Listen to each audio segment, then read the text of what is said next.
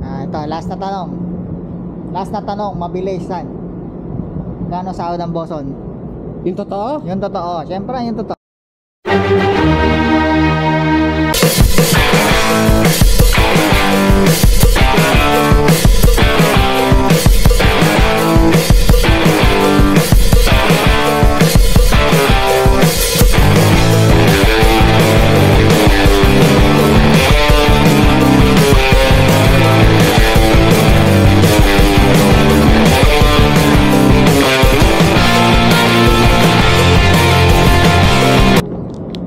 Wala na tayong green ah.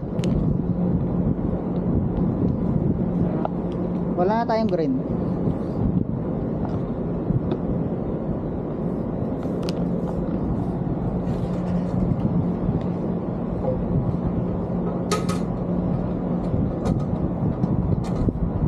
Guys, ito nga pala yung boso namin. Seryosong seryoso yung boso namin, no? Boss, may tatanong ako sa'yo. Ano yan? Quick na tanong, mabilisan tanong lang. Basta wag lang pera kasi wala ako nun. Siyempre may kasamang pera. May tanong ako mabilisan lang. Kausapin natin si Boso, tatanungin natin ng mga bagay na dapat malaman ng mga isang OS. Yung mga magbabarko ba sa barko, yung mga baguhan ba? Aspiring? Oo, aspiring OS. So ano yung may re-recommenda mo na dapat gawin nila pagdating nila sa barko? Pagdating sa barko, para sa akin opinion ko lang. Sa akin lang to, opinion ko lang. Hindi mo kailangan ng hindi mo kailangan ng sobrang talino sa barko. Minsan diyan ka mapapahamak pag sobrang talino ka. Kailangan sa barko dito mahaba pasensya, masipag ka. Basta't alam mo lang yung ginagawa mo, yan, aasenso ka. Tiyaga-tiyaga lang. Saka iwas sa reklamo sa trabaho, yan. Yan ang mga dyan, mga magandang key para mag-success ka. Dito yan sa international. So boss, inter-island or international man yan ha. So syempre ikaw ang boso namin. Syempre tatanungin kita. Ito naman, graduate ng BSMT, paano ka mag-i-start magbarko? International o domestic? Kasi mahirap mag-apply sa international Para sa akin ulit, opinion ko ulit. Base na rin sa experience ko. Ako, nag-inter-island muna ako. Bakit kamo? Mahirap kasi pag nag-international ka kagad tapos hindi ganun kapulido yung natutunan mo.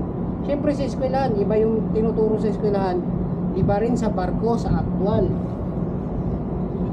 Maraming cases na galing ng pagkakagraduate ng BSMT nakasampa ng international.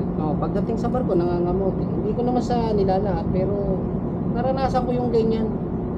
May mga nakasama ako na OS, diretso sila ng international. Pagdating sa barko, wala.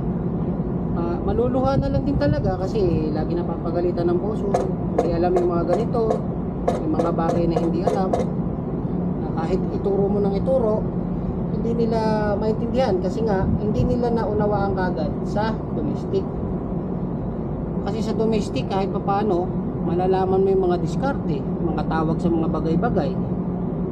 Pagsampa mo na international, may idea ka na. Ito pala yun, ganyan pala yun. At least, di ba? Hindi ka na mangangapa. Opinion ko lang naman yun, tsaka experience ko lang. Pero kung talagang kung kaya mo naman dumaretso ng international, bakit hindi? Pero mas maganda yung sa akin, mag-domestic ka kahit 1 year. Halimbawa, pinatali ka ng maestro amo mo ng Indola, galing kang fresh graduate ka, nag-international ka kagad, tingin mo ba tatama kagad yung ginawa mo? Syempre mamali at mamali ka dyan. Kaya mas maganda talaga is mag-domestic. Hindi kasi lahat na ituturo sa eskwelahan. So ganito boss, anong year ka graduate? 2005. 2006 ako nag-graduate. 2005, pero nung 2005 pagka-graduate mo, diretso inter-island? Hindi. Nagtrabaho ako sa Hong Kong. Trabaho muna ako sa Hong Kong. 1 year. pagkatapos ko, nung may pera na ako, konting pera, utay-utay, nag-apply ako ng domestic. So, nag-apply ako domestic, nagkadeti ako, halos 12 months. After ko mag-domestic, inoperan ako ng kumpanya na AB. Diretso AB ako. Pero hindi ko Domestic na yan, kinagat. domestic. Kasi, ang sa akin, nakakuha na ako ng experience.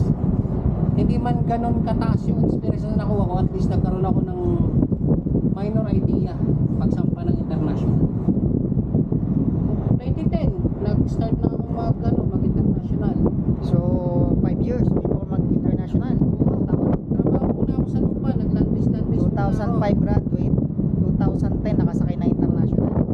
So ilang taon ka na international? Ayan, 15 years. 2 beses lang ako nag-OS. Yun. Pangalawang OS ko, na-promote akong AD agad, on board. Ilang beses ka nag-OS? Dalawa. Tapos Dalawa. ang AB mo ilang beses? Nag-AB ako 8. 8 beses ako nag-AB. Pang ilang boso mo na ngayon, boss? Pang-5. Pang limang boso mo na. Ayan ha. Pang limang boso na ni Boson. Kaya makinig kayo kay Boson. Ilang taon Kung ano lang yung ako mga ngayon. advice niya. Ilang taon lang ako ngayon. Ilang taon ka na ngayon, boss? 38 lang ako. Mag 38, naging boso na. Nag-start ako mag-boson 33. Ano naman yun? Hindi naman yun na niyayabang. Gusto ko lang ma-inspire yung iba na halimbawa, hindi ka naman nakapag-exam or nakapag-exam ka man, hindi ka man maka-acto, is magamit mo rin, mangarap ka rin kahit man lang petty officer. Diba? Malaking bagay rin kasi ang petty officer. Medyo malaki-laki rin na sa akin. Ito, last na tanong. Last na tanong, mabilisan. Gano'ng sahod ng Boson? Yung totoo? Yung totoo. Siyempre, yung totoo. Depende kasi sa kumpanya yan. Hindi, dito sa atin. Sa atin? Mm. 1950 lang ako dito. Kasama ng overtime? Siyempre hindi. Magkano lahat pagkakasama overtime? 2-2. 2 lahat. So yung 2 tapos times mo sa 58 na palitan. Yun ang sahod ni Boson. Taas lang ang seniority ko, brad. So si Jason naman tatanungin ko. Ito yung Jason naming pogi. AB to eh. So AB to. Ako yung nagbablog lang. Ayan na, sunod na. Ito si Jason. Jason, saan ka nag-graduate? Wait. AB to, AB to. Saan ba yun? Saan ka graduate? Timay. PMI, graduate si Jason. Si Jason ay graduate na nung year? 2005 din. 2005 din pala to si Jason? Umaga ako nag-aral, tsaka dapat 2006 ako nag-graduate. Maaga lang ako nakagraduate. Kasi lagi ako may advance class. So 2005 kay graduate Jason. Ilang taon ka nakapag-international? Hanggang ngayon, 10 years. 10 years na siya. 10 years nang sumasampa ng international. 2005, 10 years? Anong year ka sumakay? International. 2013. 2012? Tagal din ah. 7 years? 2005 eh. 2012 eh. So 7 years? Nag-internal ako 28 hanggang 2010. 2008 ka nakasakay. 2008 hanggang 29. Inailan. Inter-island yun. 2009? 2008, 2009. Isang taon lang? 2010.